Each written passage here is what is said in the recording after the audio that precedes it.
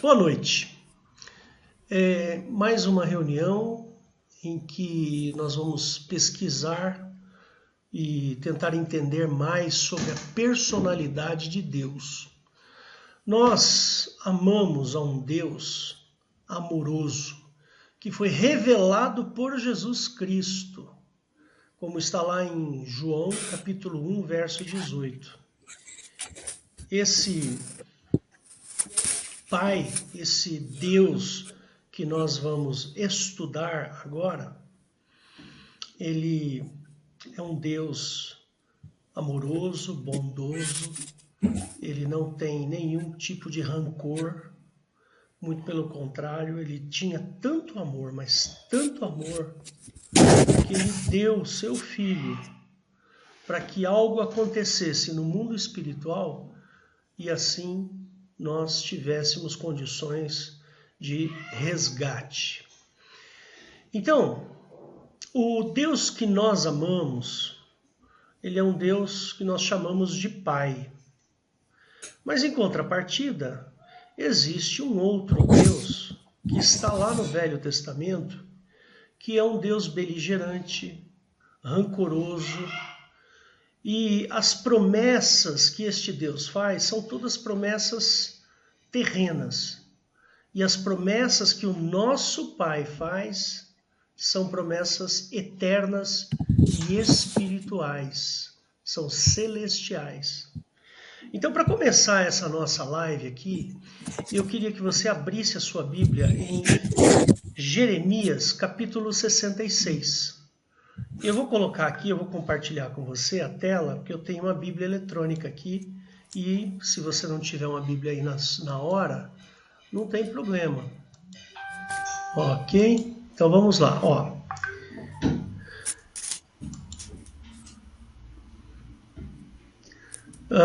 Por favor, Eliette, dá uma verificada se você está enxergando aí.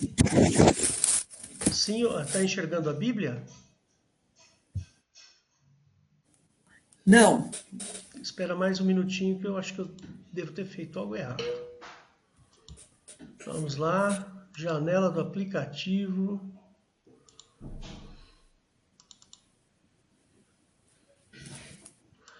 Infelizmente não estou conseguindo não. Bom, paciência. Eu leio aqui da minha Bíblia que está na minha mão aqui. Se você puder, abre a sua Bíblia aí e eu vou ler para você. Isaías capítulo 66, versos 22 até o 24. São os 3 últimos versículos desse capítulo de Isaías, lá do último capítulo de Isaías. Ele fala assim: porque como os novos céus e a nova terra que hei de fazer estarão diante da minha face, diz o Senhor, assim também há de estar a vossa posteridade e o vosso nome.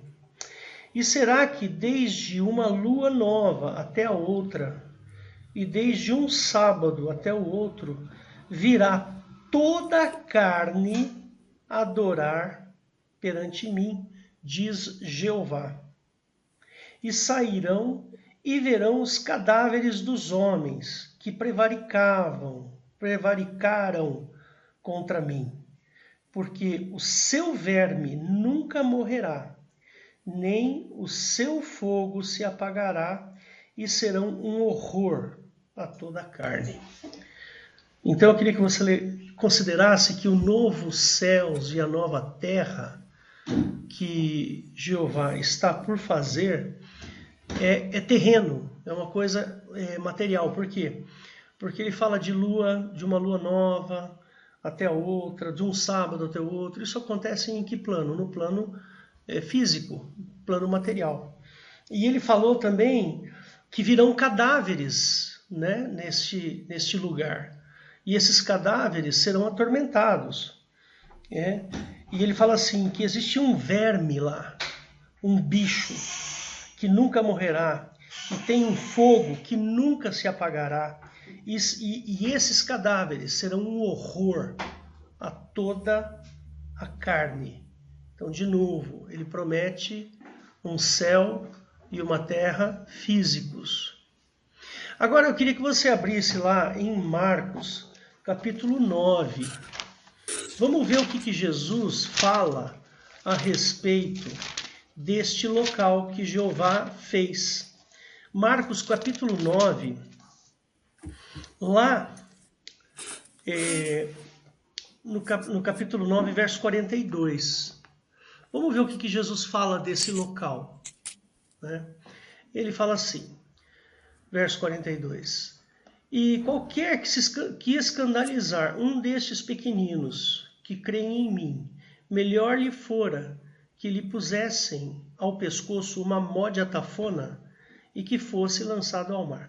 Mó de atafona, gente, é uma pedra que era usada para moer trigo. Ela era chamada mó. E ela ficava num local chamado atafona.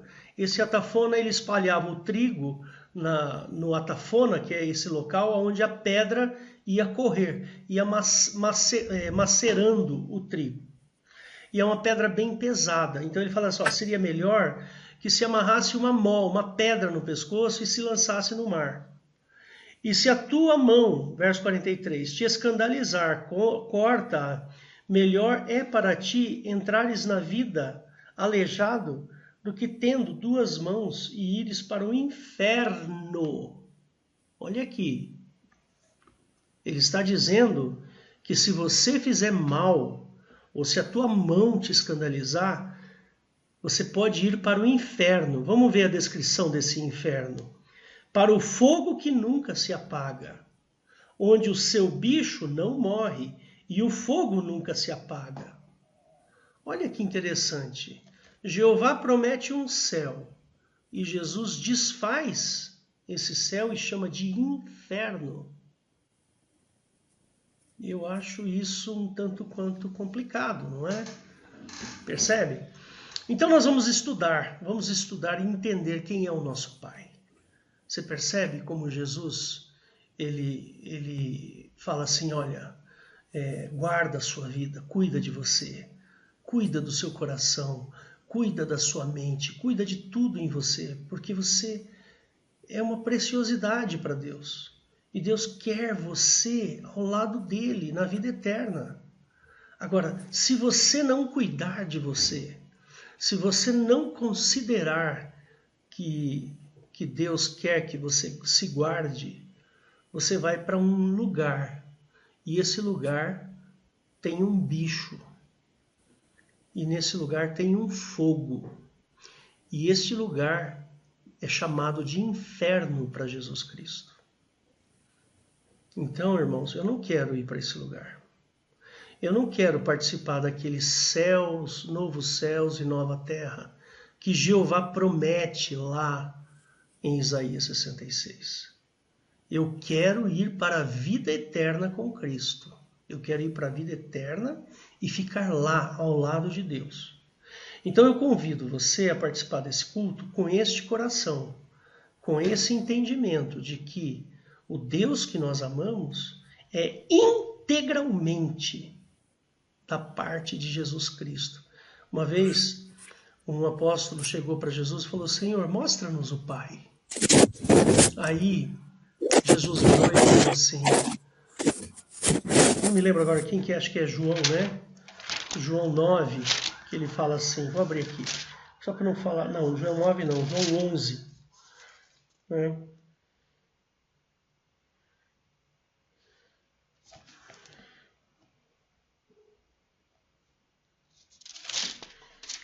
Espera aí. Não é Mateus 14, 7, 8, 9. É isso aí. Ô, Valdo, obrigado. É 14, né? Não é 11. É isso aí, verdade. Ele fala assim, diz-lhe Tomé, Tomé, não sabemos para onde vais, como podemos saber o caminho? E Jesus disse, eu sou o caminho, a verdade e a vida, ninguém vem ao Pai senão por mim. Se vós conhecesseis a mim, também conheceríeis a meu Pai. E já desde agora o conheceis e o tendes visto. E disse-lhe Filipe disse, Senhor, mostra-nos o Pai, o que nos basta. E Jesus disse, olha que interessante, estou há tanto tempo convosco e não me tendes conhecido, Filipe? Quem me vê a mim, vê o Pai. Como dizes tu, mostra-nos o Pai? Você percebe que toda a característica, todo o amor, toda a bondade, toda a boa vontade de Cristo era única e exclusivamente para mostrar o amor, a boa vontade do Pai. Percebe? Então, eu queria que você entrasse para assistir esse culto, para assistir essa aula aqui, com esse coração. Um coração de que, olha, eu vou conhecer melhor a Deus. Tá bom? Então, Deus te abençoe. Eu queria só fazer uma oração bem rápida. Tá bom? Fecha seus olhos. Senhor Jesus, nós te agradecemos por este culto e pedimos, Pai, que o Senhor venha nos abençoar, nos livrar de todo o mal, abençoar a Eliette, abençoar todos os irmãozinhos que vão falar ou que vão ouvir este culto agora, Senhor. Nós amamos a Tua palavra e queremos Te conhecer profundamente, Senhor. Nós te agradecemos em nome de Jesus. Amém. Eliette, a palavra é sua.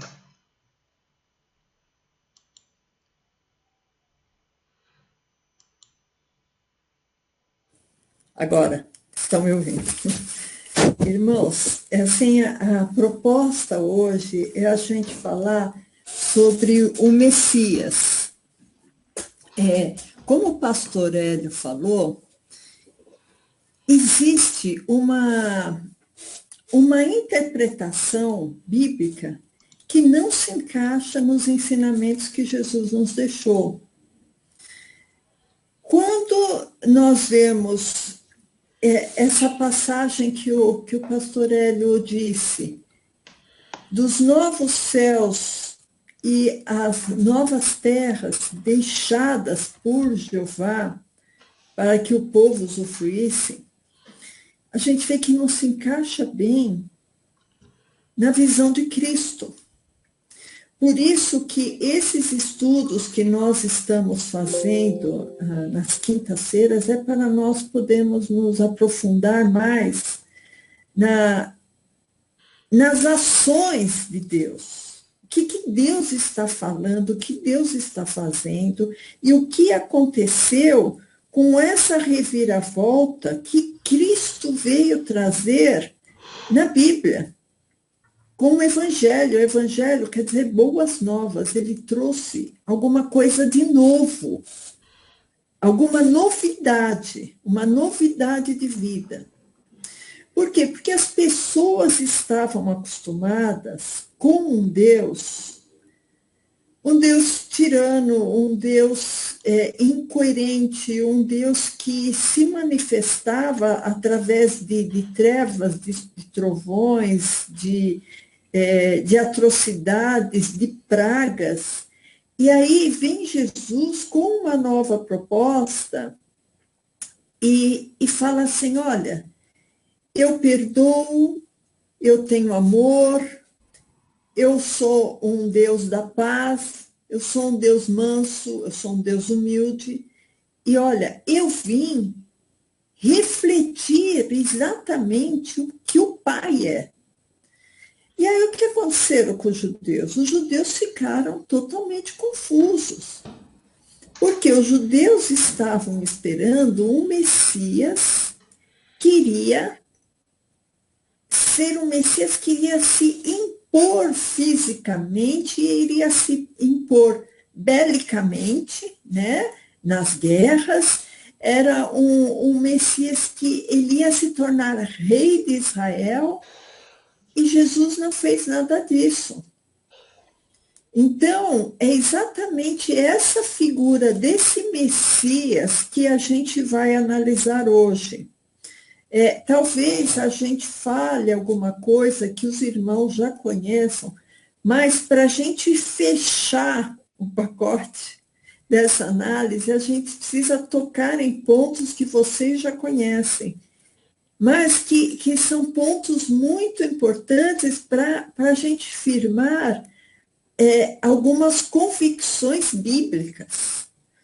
Porque vocês vão ver, irmãos, que a gente não está baseado em sonhos que nós tivemos, em um anjo que desceu para me falar isso. Não, não é nada disso. Nós estamos baseados unicamente na Bíblia. Porque nós cremos na Bíblia de Gênesis e Apocalipse, e é a própria Bíblia que revela essas convicções, essas verdades que a gente vai analisar hoje, né? Porque talvez, eu dei esse exemplo já, talvez o que tenha acontecido é que algumas pessoas tiveram uma interpretação errada da Bíblia e isso foi passando de pai para filho, de pai para filho, e chegou até nós um leite falsificado, vamos dizer assim. Até nós, eu digo, a igreja cristã atual. Então, quando a gente fala a palavra Messias, Messias tem a ver com ungido, tá? Messias se traduz por ungido, e Cristo também se traduz por ungido. Então, Jesus é o Messias. No final desse estudo, a gente vai tentar fincar algumas estacas. Por exemplo, o Espírito Santo do Velho Testamento é o mesmo Espírito Santo do Novo Testamento? Jesus, o quanto ele foi Messias esperado pelos judeus e exclusivo dos judeus, e o quanto ele foi o Messias de toda a humanidade. E já que os judeus não viram em Jesus o Messias, quem eles estão esperando agora, né? Então, isso daí, eu sei que essas perguntas os irmãos já têm na cabeça, formado essas respostas. Mas a gente precisa de embasar na palavra de Deus. Porque quando a gente fala, não, Jeová é um falso Deus, Jeová é o Deus dessa terra e o Pai nunca pisou nessa terra.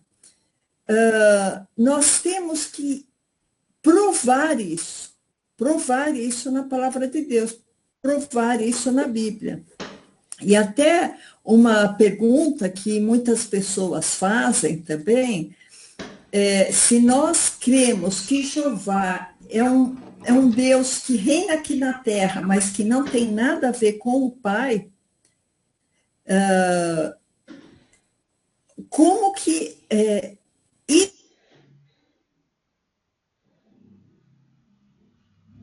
a lei de Jeová, né? Então, vocês veem que esse assunto é um assunto muito interessante e é um assunto basilar, para a gente entender todo o desenvolvimento do Novo Testamento, né? Porque nós vemos que Jesus riscou a lei, mas Jesus também cumpriu a lei, né? Então, tudo isso a gente vai tentar esclarecer um pouco hoje. Quando Jeová promete um Messias, ele vai prometer já um Messias vingador, né? Então, hoje, como a gente está sem o compartilhar, né, do exordo, então, eu vou citar os versículos, se os irmãos puderem abrir, sim. Se vê que a gente já está falando versículos, os irmãos estiverem anotando, e eu acho que é interessante anotar, os irmãos ouçam, tá? Para já entender o contexto do que a gente está falando. Então, em Salmos 2, de 1 a 9, aliás, melhor de 6 a 9, no Salmo 2, de 6 a 9, a gente vê as características do Messias prometido por Jeová, né? Então, Salmo 2, verso 6. Eu, porém, ungi o meu rei sobre o meu santo monte de Sião. Recitarei o decreto. Jeová me disse, tu és meu filho e hoje te gerei. Pede-me e eu te darei as nações por herança e os fins da terra por tua possessão. Tu os esmigalharás com uma vara de ferro e tu os despedaçarás como a um vaso de oleiro. Então, aqui, irmãos, a gente vê a figura que vai vir do Messias, do ungido de Jeová. Então, a proposta é reger o mundo com vara de ferro de tal maneira que tudo vai ser esmigalhado, tudo vai ser esmigalhado, vai ser despedaçado como um vaso de oleiro. Então, essa é a proposta do Messias de Jeová. Agora, o Messias do Pai é uma outra proposta, não é essa proposta de vingança. E essa proposta está no versículo, que legal, conseguiu.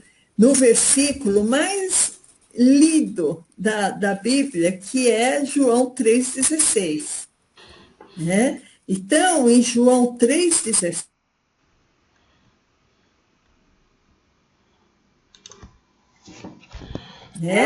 Deus amou o mundo de tal maneira que deu seu Filho unigênito, para que todo aquele que nele crê não pereça, mas tenha a vida eterna. Porque Deus enviou seu Filho ao mundo não para que condenasse o mundo, mas para que o mundo fosse salvo por ele. Quem crer nele não é condenado, mas quem não crê já está condenado. Então, a gente aqui, irmãos, já está vendo uma bifurcação. Existiu em Salmos 2 um Messias prometido que iria reger com vara de ferro, que era o Messias prometido por Jeová, e existe o Messias que...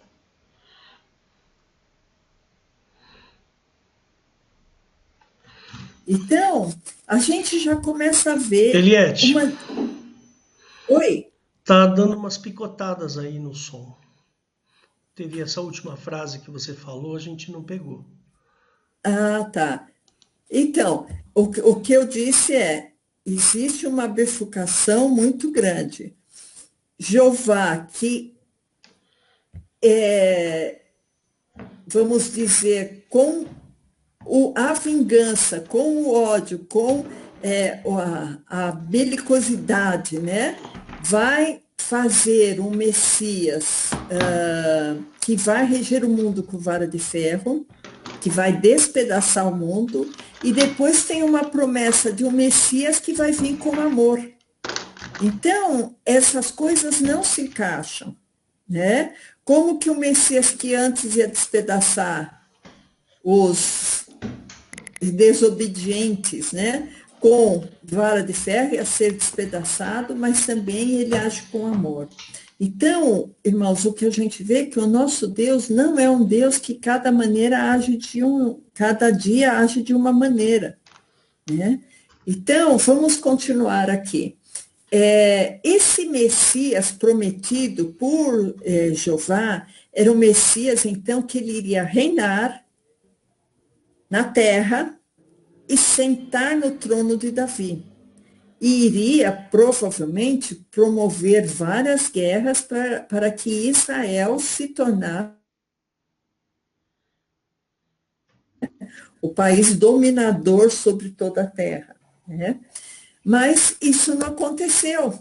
Então, eu vou citar alguns versículos, irmãos, para quem estiver anotando, mas eu não vou falar todos esses versículos, porque são muitos versículos, tá? E eu acho que a gente tem que respeitar o tempo, Nem eu tenho meia hora para falar. Se alguém estiver anotando, em Jeremias 23, 5 e 6, está dizendo sobre que iria vir um renovo através da descendência de Davi,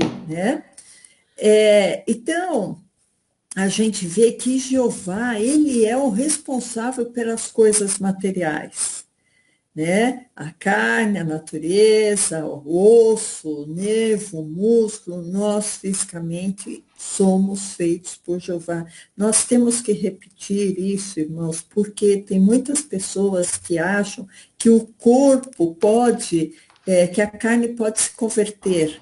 O que se converte a Deus somos nós, e nós somos carne, corpo, espírito, Então, é esse homem global que vai se converter a Deus, né? E não só uma parte, porque esse homem global ele é indivisível, né?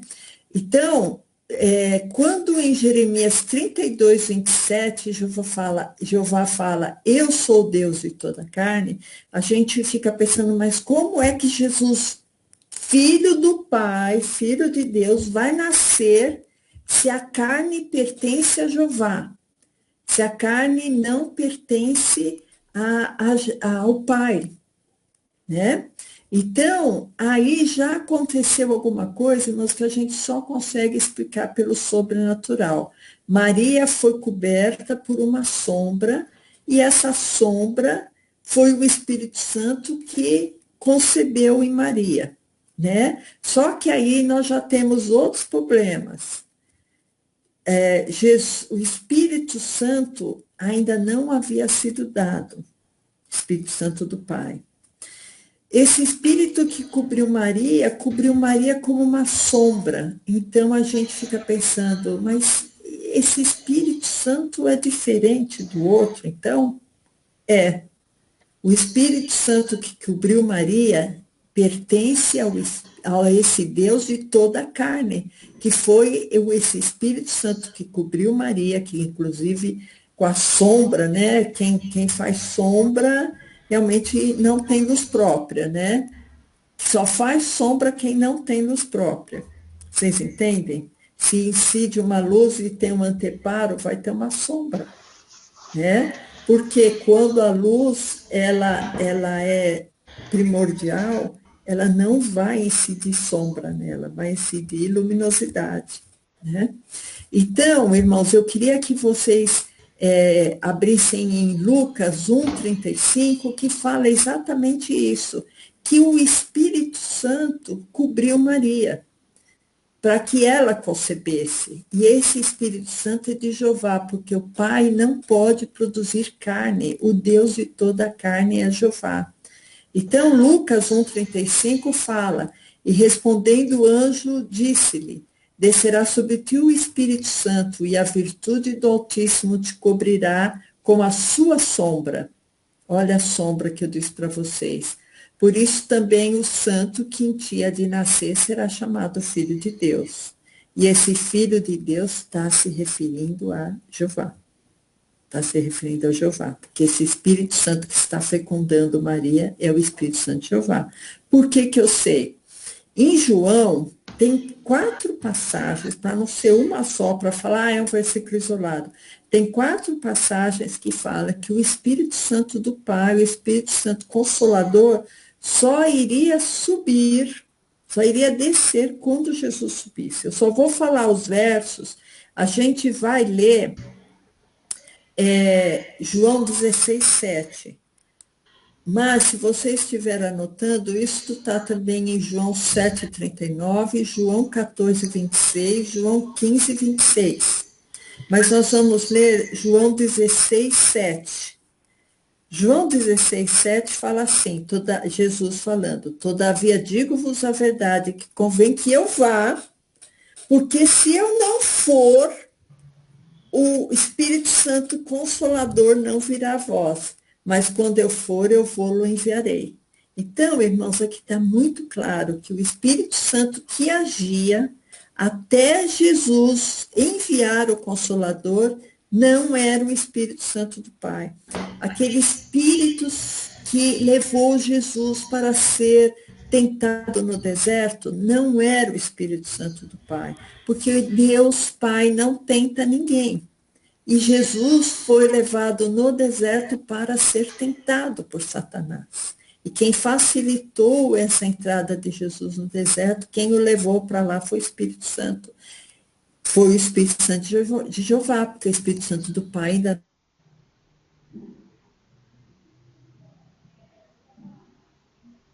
não ficar violento e forçudo, foi o Espírito Santo de Jeová.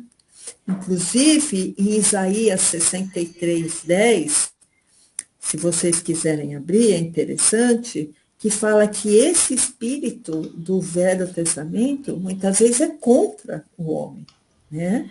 E a gente nunca viu o Espírito Santo Consolador ser contra ninguém, né? Então, Isaías 63, 10, fala assim, mas eles foram rebeldes Eliette está de cortando. Jeová. Está cortando, Eliette. Cortou a última frase? Isso, cortou. Ah, tá. Hélio, dá para parar um pouquinho, que eu acho que eu sei o que é. Só um minutinho, tá? Eu vou dar um pause aqui na gravação, peraí. Dá um pause, ver se melhora assim. Que aqui pelo menos está com sinal bom. Então vamos continuar. Pode mandar a brasa. Tá. Então, irmãos, esse Espírito Santo que agiu no Velho Testamento não era o Espírito Santo do Pai. Tá? Se vocês tiverem dúvida, não era, porque Jesus falou por 4 vezes que o Espírito Santo só iria ser dado depois que ele subisse.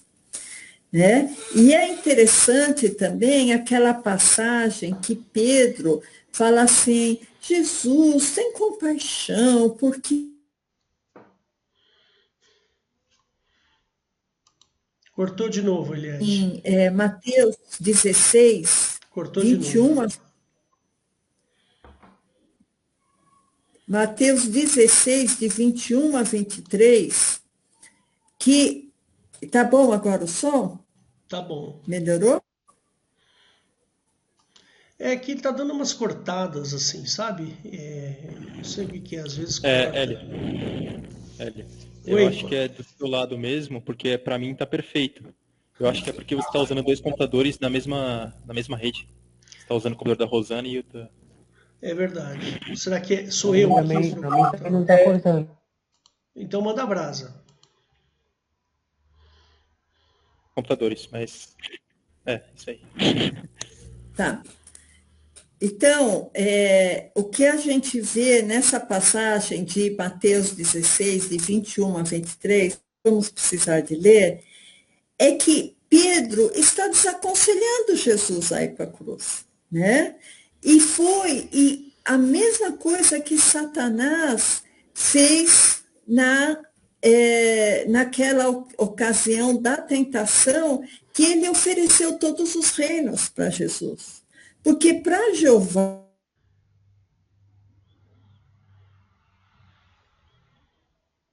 antes de Jesus ir para a cruz. Porque o fato de Jesus ir para a cruz iria anular todo o plano de salvação, né? Se Jesus não fosse para a cruz. Então, a morte de Cristo na cruz foi uma situação que desagradou, inclusive, Jeová. Porque se Jeová estava planejando ter um Messias que iria reger o mundo com vara de ferro e se assentar no trono de Davi, ele achou muito estranho que esse Jesus fosse para a cruz para anular a própria lei dele. Por isso que, em algum momento, Jesus teve que romper com Jeová. Né? Porque Jesus estava na carne, era o Messias que Jeová achou que iria agir em Israel. Só que Jesus, ele não estava cumprindo a lei, muitas vezes, né? Curava no sábado, né? Então, andava com pecadores, perdoa a mulher adúltera. Então, o que a gente pensa de tudo isso? Jesus, ele não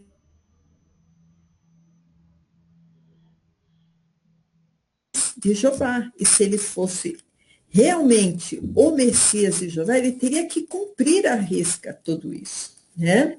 Então, é interessante porque também Jesus, quando ele estava na carne, ele como que foi despido de sua divindade. Porque se Jesus fosse Deus, se ele tivesse uma parte Deus e uma parte homem, se ele tivesse uma parte Deus, que ia ser fácil, ele venceu o pecado. E a Bíblia fala que ele foi tentado como nós. Então, ele não tinha essa divindade.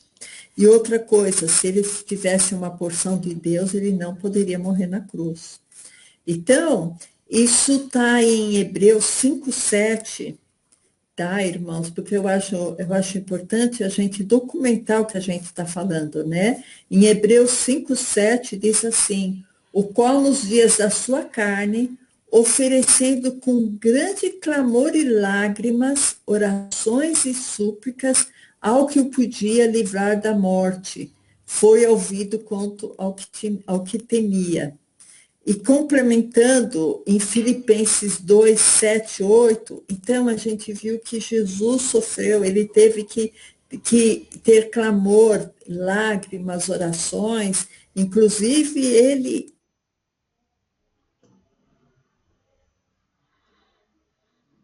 quando ele dizia, se possível, passa de mim, né, esse cálice. Mas depois ele já refletia e pensava, não, mas não faça a minha vontade, faça a tua. Porque a vontade de Jesus era a vontade de um homem. A vontade de... o que puxava Jesus para a carne era a sua natureza carnal. Né? Mas Jesus tinha um foco. Jesus foi obediente até a morte. E Jesus anulou essa parte dele que clamava, né? Ah, eu não quero, eu tenho medo, qualquer coisa assim. Não, Jesus cortou isso, cortou na raiz, né? Então, Filipenses 2, 7, 8 fala, mas aniquilou-se a si mesmo, tomando a forma de servo, fazendo semelhança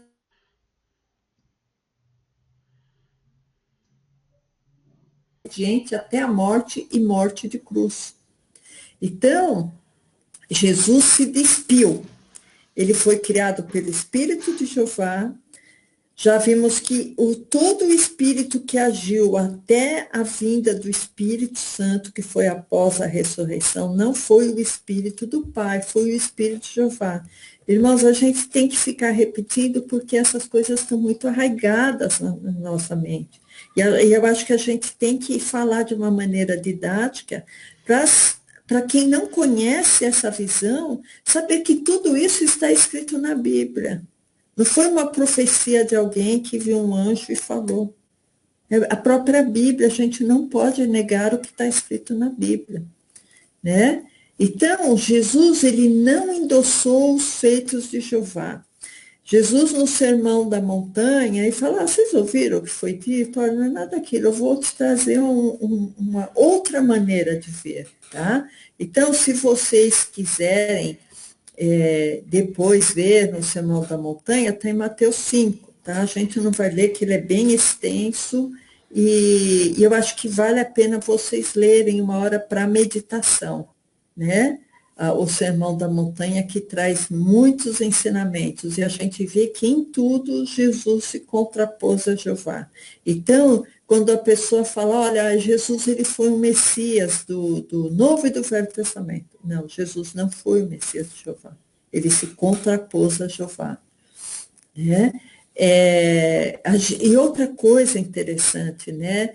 Em João 8, isso aqui também eu acho que vale a pena a gente ler juntos, João 8, 37, Jesus, ele tem um discurso duríssimo com os judeus, uma discussão, né? Uma discussão duríssima com os judeus, porque os judeus, eles estão vendo que Jesus não está se encaixando no Messias que tinha sido prometido para eles.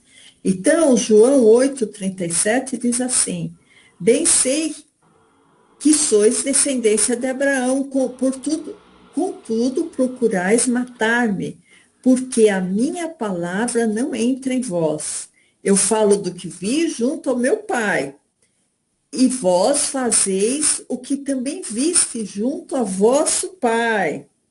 Vocês estão vendo que são pais diferentes, o pai dos judeus e o pai que Jesus veio revelar. Responderam e disseram, nosso pai é Abraão. Nosso pai é Abraão, eles disseram, né?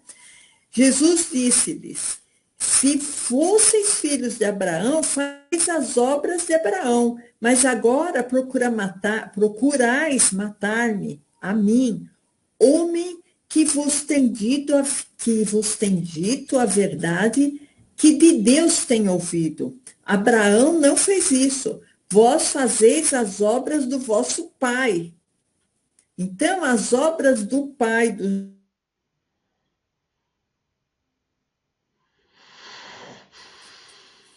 disseram-lhe, pois, nós não somos nascidos de fornicação, temos um pai que é Deus. Disse-lhe, pois, Jesus, se Deus fosse o vosso pai, certamente me amaríeis, porque eu vim de Deus, não vim de mim mesmo, mas ele me enviou. Porque não entendeis a minha linguagem? Por não poderdes ouvir a minha palavra. Eles tinham o ouvido cegado, o ouvido estava fechado. O ouvido deles estava fechado, eles não conseguiam ouvir as palavras que Jesus trazia, né? Algum Deus cegou o entendimento deles e fechou os ouvidos para que não resplandecesse a glória de Deus deles, né? Posso falar uma coisa? Oi? Posso falar uma coisa? Sim. Quando você disse aqui a respeito do pai deles, né? O pai deles, porque Jesus ele usa aqui uma palavra muito interessante, quer ver? Eu gosto muito desse texto aqui, deixa eu voltar aqui e eu vou mostrar para vocês. Eles falam assim, olha, nós não somos nascidos de... Temos um pai que é Deus. E realmente eles têm um pai que é Deus, o Deus do Velho Testamento. E aí Jesus diz assim, ó, se Deus fosse o vosso pai, certamente me amarias. Porque eu não vim de mim mesmo e tal. Porque não entendeis a minha palavra por não poderdes ouvirdes. Ou seja, o Deus ao qual eles estão habituados, eles estão habituados e que eles conhecem, é um Deus que tem um coração amargo, percebe? Assim como os judeus aqui, nesse momento, eles estão amargos. Eles falam assim, não, mas o nosso pai é Deus, percebe? Aí Jesus fala assim, não, o pai que eu estou trazendo para vocês é um pai amoroso, é outra coisa. E vocês, o que vocês conhecem é um pai raivoso, ele é beligerante, ele é nervoso. Uma hora ele fala uma coisa, outra hora ele fala outra. Entendeu? Ou seja, quando Jesus fala, olha, se Deus fosse se Deus fosse o vosso pai, se esse Deus que eu estou falando fosse o vosso pai, vocês teriam amor dentro de vocês. E não, vocês estão querendo me matar. Ou seja, o Deus de vocês implantou o ódio no coração de vocês. E o Deus que eu estou pregando vai implantar o amor dentro de vocês. Desculpa. Certo. Não, mas é isso mesmo. Inclusive, a gente já tinha falado na semana passada das trevas, né? Eu só vou citar os versículos, irmãos, não precisam de abrir. Se alguém estiver anotando, Êxodo 20, 21, 2 Crônicas 6, 1, Salmo 139, 12, Salmo 18, 11, Deuteronômio 5, 23, são todas passagens que falam que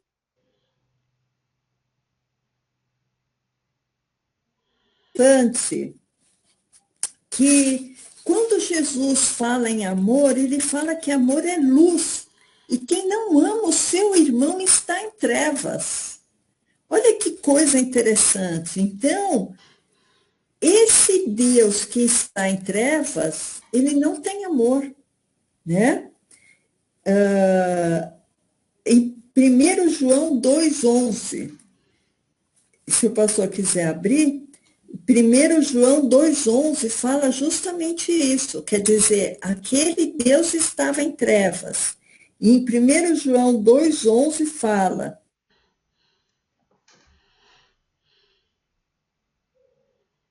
e anda em trevas, e não sabe para onde deva ir. porque as trevas lhe cegaram os olhos. Então, irmãos, é uma coisa tão importante esse paralelismo que existe na Bíblia entre trevas e Jeová, entre amor e luz, que a gente vê que aqui em 1 João ele deixou muito bem claro que quem odeia o seu irmão está em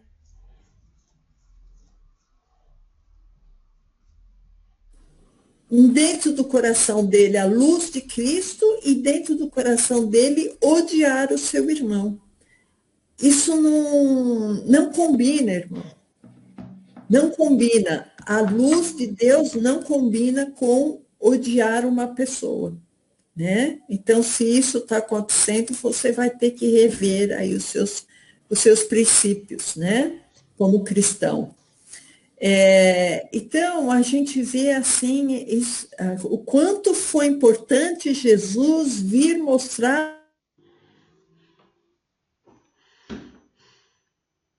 refletir o Pai, né? Quando ele diz assim, quem me vê a mim, vê o Pai, né? O quanto foi importante isso, o quanto foi importante Jesus falar assim, olha, o meu reino não é deste mundo, né? Esse versículo está em João 18, 33 a 36, não precisa de abrir, irmão, só para quem está anotando deixar registrado. Então, Jesus, ele não veio ser o Messias de Jeová. Jesus veio ser o Messias. A gente vê que durante o tempo em que Jesus estava pregando, ele não era, logicamente, o Messias de Jeová, porque ele não fazia as obras de Jeová, ele não ensinava os ensinamentos de Jeová, e ele não se portava como a lei mandava, né? Só que também ele não tinha a divindade do Pai. Então, Jesus, ele agiu como homem, como um indivíduo, usando as prerrogativas e a esperança que a gente também tem que usar agora. A esperança, só que nós estamos em uma certa vantagem, porque nós temos a palavra, temos o Espírito Santo, temos a igreja. Por isso que quando Jesus fala assim que nós iríamos fazer obras maiores que ele estava se referindo a isso também. Porque, irmãos, quando Jesus subiu, ele nos deixou todos os instrumentos para que o evangelho se desenvolvesse, o cristianismo e a religião e a ligação nossa com Deus se desenvolvesse em nós. Né? Nós não estamos sozinhos, nós temos o Espírito Santo Consolador.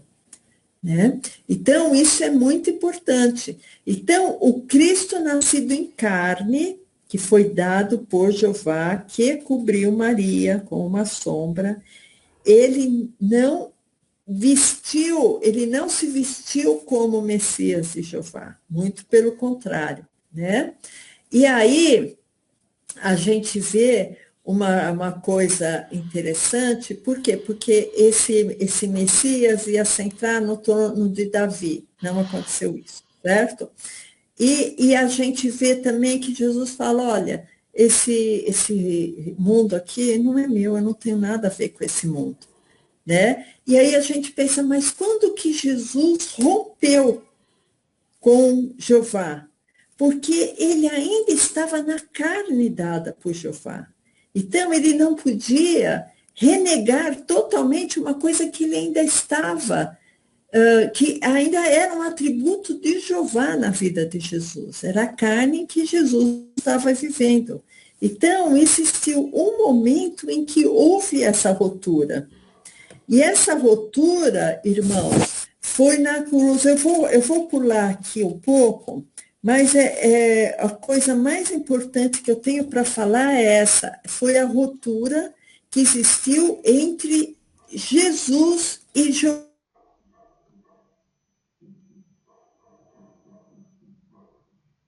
expirar, momentos antes de Jesus morrer, né? E isso está em Marcos 15, 34, que foi o momento em que Jesus falou, não, eu não quero mais esse Deus Jeová.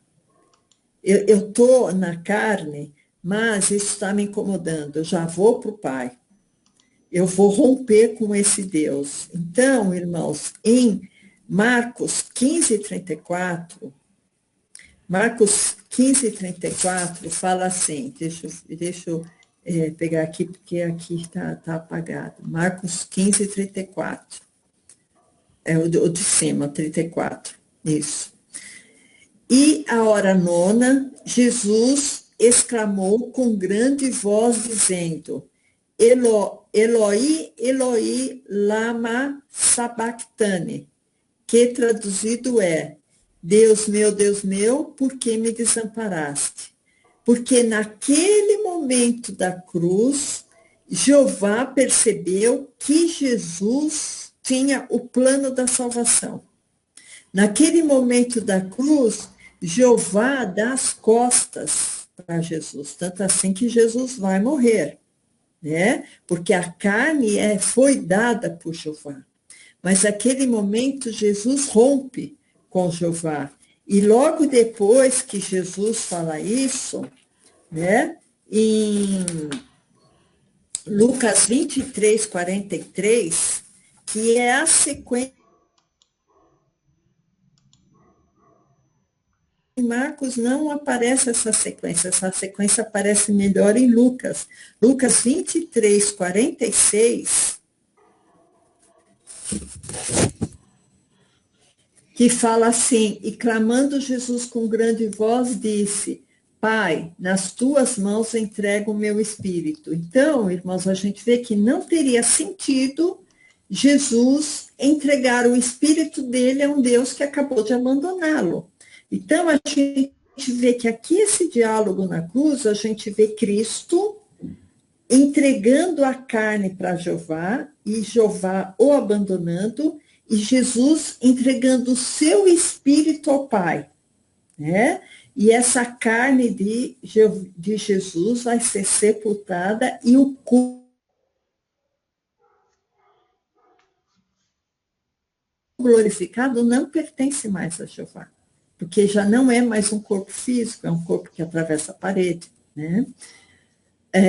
Então, irmãos, a gente vê que Jesus não assentou no trono, Jesus não, na cruz, Jesus rejeitou totalmente a carne dada por Jeová.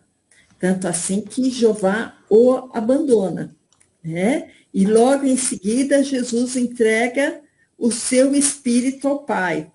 Então, irmãos, quando a gente vê que Jesus estava naquele, vamos dizer, naquele limbo, ele nem era Messias de Jeová e nem era o Messias completo do Pai. Então, a gente já viu quando que Jesus rompeu com Jeová. Só para terminar, irmãos, a gente vai ver quando que Jesus é glorificado e se torna filho de Deus Pai. Filho de Deus Pai. Isso está, irmãos, em Romanos 1, 3 e 4. Essa passagem é uma passagem muito importante, porque Romanos 1, 3 e 4 é quando Jesus se torna o Messias de toda a humanidade. Então, está aqui, acerca de seu filho que nasceu da descendência de Davi segundo a carne. Então, esse Jesus segundo a carne já rompeu com Jeová, a carne dele já foi entregue na cruz, a carne dele agora já foi glorificado. E aí, ele é declarado filho de Deus Pai, em poder, segundo o Espírito de santificação, pela ressurreição dos mortos. Então, através da ressurreição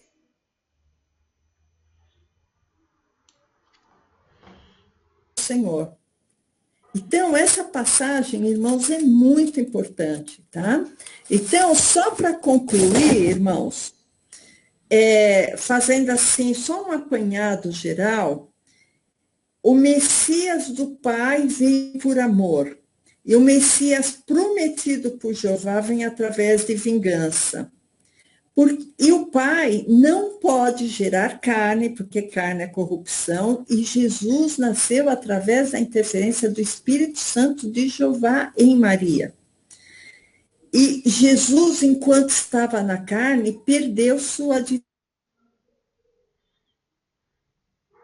E ele também não fez as obras de Jeová. Jeová é treva, quem não tem amor está em trevas. Lógico que quem não tem amor está em trevas não pode refletir a glória de Deus, né? Jesus, quando ele é crucificado, ele se desliga de Jeová. Na ressurreição dos mortos, ele se torna Messias de toda a humanidade e Messias do Pai, né? Então, Jesus, ele não tem nada a ver com o Messias de Jeová. Esse Messias de Jeová, o que a gente está percebendo é que ele vai ter sinais e prodígios, ele vai ter uma nova postura, e esse é o Messias que está sendo diferente do Jesus que nós conhecemos agora, que vai lembrar muito mais o Messias que vai ser vingador, que vai ser reger o mundo com vara de ferro. Esse é o Messias que está sendo esperado pelos judeus. Então, irmãos, eu acho que deu para vocês assim entender essa pincelada, porque realmente a hora voa, né? Mas você tendo essa noção, você vai entender muito mais até onde Jeová agiu na vida de Jesus. E, irmãos, é importante também a gente ter em mente que esse Messias que vai vir para os judeus, ele vai fazer as obras do anticristo. Então, até quando esse Messias de Jeová, que vai vir ainda, porque Jesus não fez as obras de Jeová, até quando esse Messias vai ser o anticristo?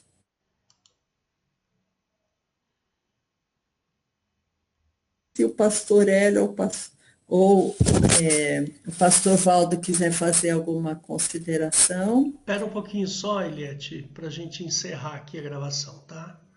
Eu tenho umas coisas que preciso falar. Só um minutinho.